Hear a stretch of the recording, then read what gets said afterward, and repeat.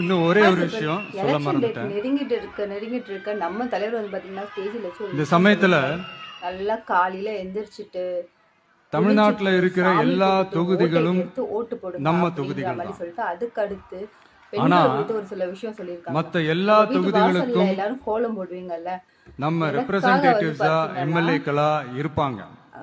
ஆனா என்னோட தொகுதிக்கு கோலமா போடுங்க அப்படின்னு அவர் சொல்லி ஆரம்பிச்சு கிட்டத்தட்ட அந்த கோலத்தை நான் தானே ரெப்ரசன்டேட்டிவ் பண்ணியிருக்காரு. அந்த வீடியோ வந்து பாத்தீங்கன்னா நீங்க அந்த எண்டில் பார்க்க இறைவன் துணையால இயற்கையின் துணையால நம்ம மனதார நேசிக்கும் ஒட்டுமொத்த தமிழ்நாட்டு மக்களின் நம்பிக்கையை நிறைவேற்ற நாம உறுதியா ஆட்சிக்கு வர்றோம்.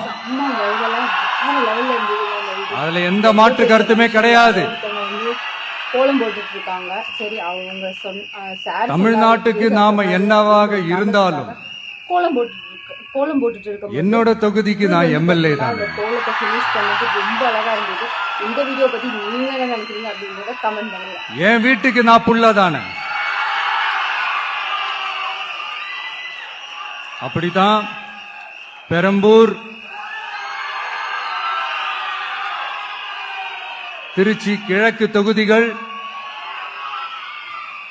எனக்கு எப்பவுமே கொஞ்சம் கூடுதல் ஸ்பெஷலானதா இருக்கும்.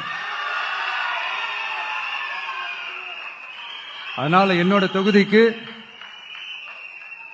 மாசம் மாசம் ஒரு தடவை நான் கண்டிப்பா வருவேன்.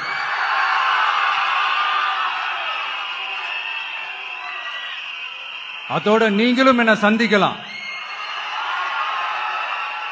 என்னமோ ரொம்ப கஷ்டம் அப்படின்லாம் நினைச்சிடாதீங்க, ரொம்ப ஈஸியா சந்திக்கலாம்.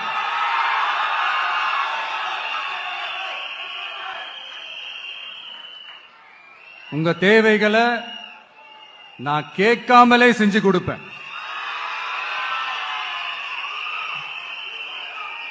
அதனால எதை பத்தியும் கவலைப்படாதீங்க, கான்பிடென்டா இருங்க, நல்லதே நடக்கும். வெற்றி நிச்சயம், வெற்றி நிச்சயம், வெற்றி நிச்சயம்.